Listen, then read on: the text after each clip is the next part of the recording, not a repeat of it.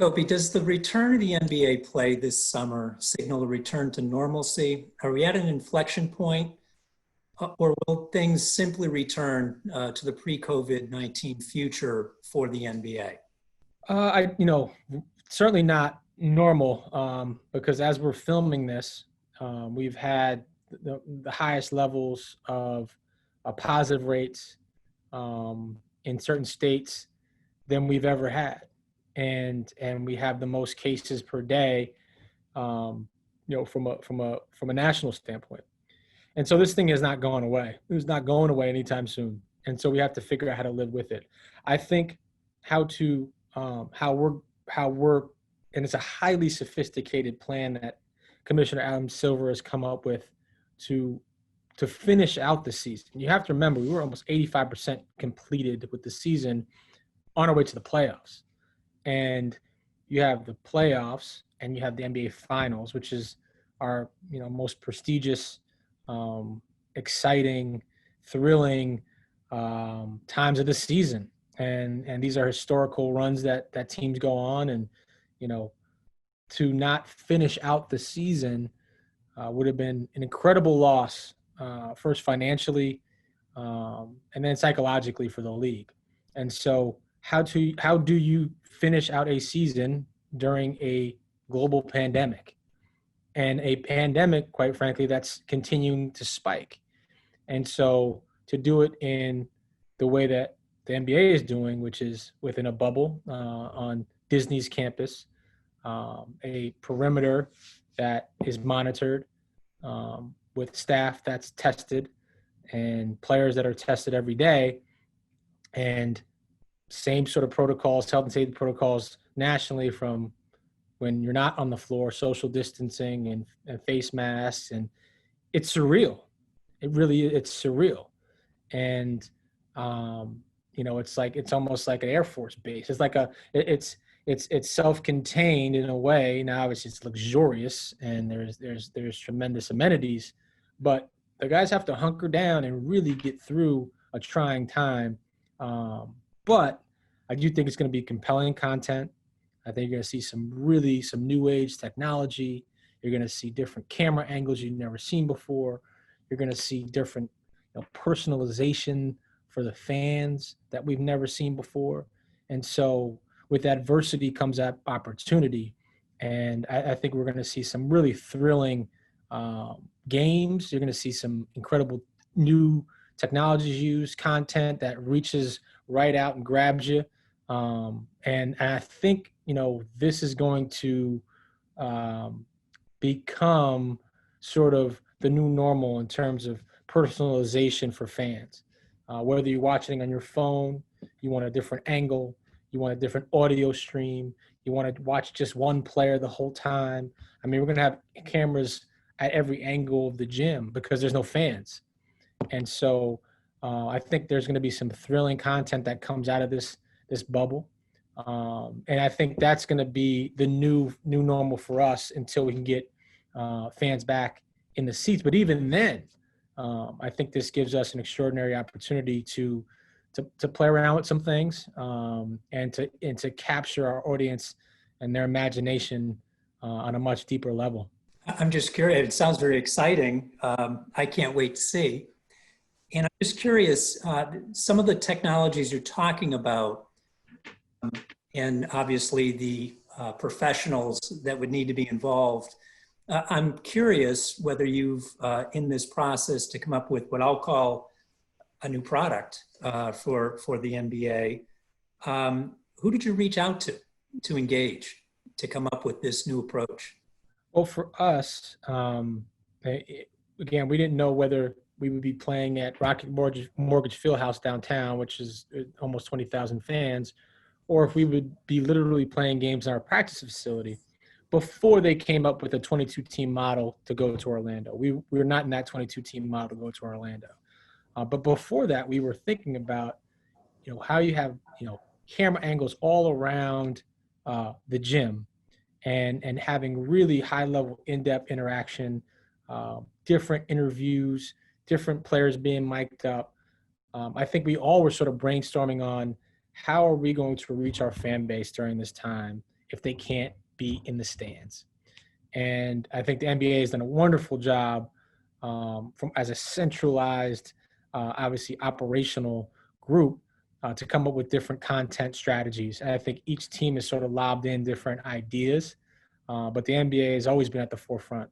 They've been a global company forever, since the late great David Stern, and so I think this is a tremendous opportunity for us to capture that.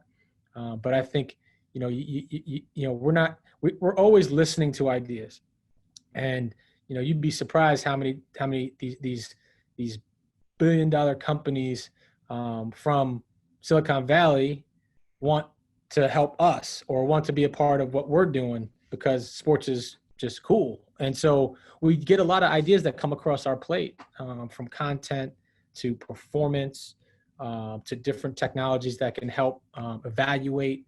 And we're constantly mining different companies all the time. And I think where we specifically get our drive from, is Dan Gilbert, who owns the Cavaliers and is our chairman. He likes to say, and he owns Quicken Loans, is the number one mortgage company in the country. He likes to say that we're a technology company that just happens to give mortgages. And so we take our direction from him, and we're very tech forward and trying to figure out, how do you get 1% better? Is there a secret juice here? Is there a secret formula here? We're very analytically based, and we're data backed. And I think it's a lot. It's very much because of Dan's leadership.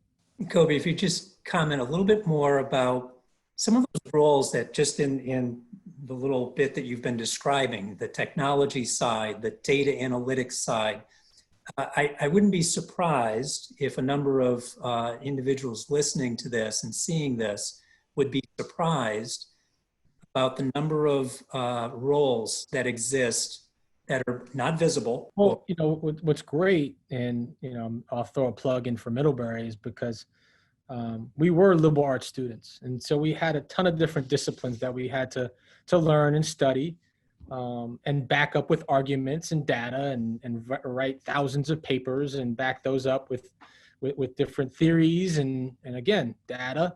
So I think we're well suited for navigating these jobs, if you will. Where I think just to pull back the blinds a little bit, it's a massive organization, and if you're doing it the right way, you're trying to be great at a lot of different things. And so first, obviously, you want to get great talent. You want to put great talent on the floor, and coaches that help those players develop. But the pieces that I'm starting to realize and that we're trying to get really good at is, if we're talking about player development, it doesn't just happen on the basketball floor. It happens off the court. And so from a nutrition standpoint, how are we putting our players in the best positions to be successful? How are they fueling their bodies?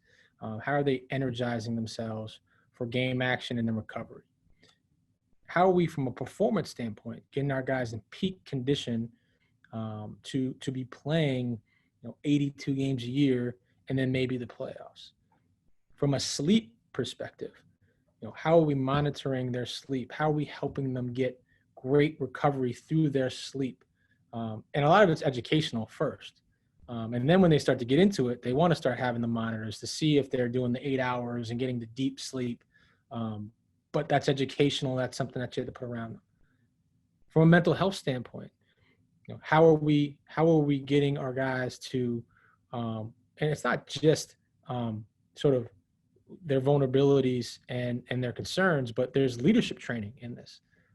There's also media prep in this, and there's a ton of pressure on these guys that I don't think people understand, and their whole lives are wrapped around this game. And so what are the outlets that we're giving them from a mental health standpoint to give them those release, give them that release and give them that comfort? And so I think it's a multi-pronged approach, not just on the floor of getting shots up and working guys out. Like I said before, nutrition, recovery, sleep, performance, mental health, I mean, it all goes in together. And I think what we're also trying to do is track that stuff, and collect the data and show tangible improvements in each department, and then show the players that, so they're invested in the process, but they also see they're getting real returns once they go with the plan, and it's all personalized for each guy. No one size fits all. I do think, hard work, great attitude, really helps. But also, each player is wound different. Each athlete's wound different. It's a different cast of characters that are around each person, each player.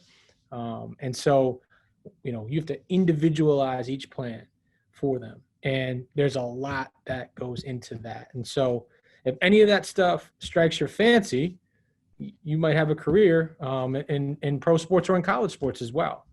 But these are tremendously intelligent athletes. They're complex. They care about their families. They care about politics. They care about their communities, and they realize that their bodies are their corporations, and that's what's making them the money. And so we have to do a great job of surrounding them with great people that are going to get them in the peak condition, mentally, physically, nutritionally, to have them at their best. And so there's a lot there.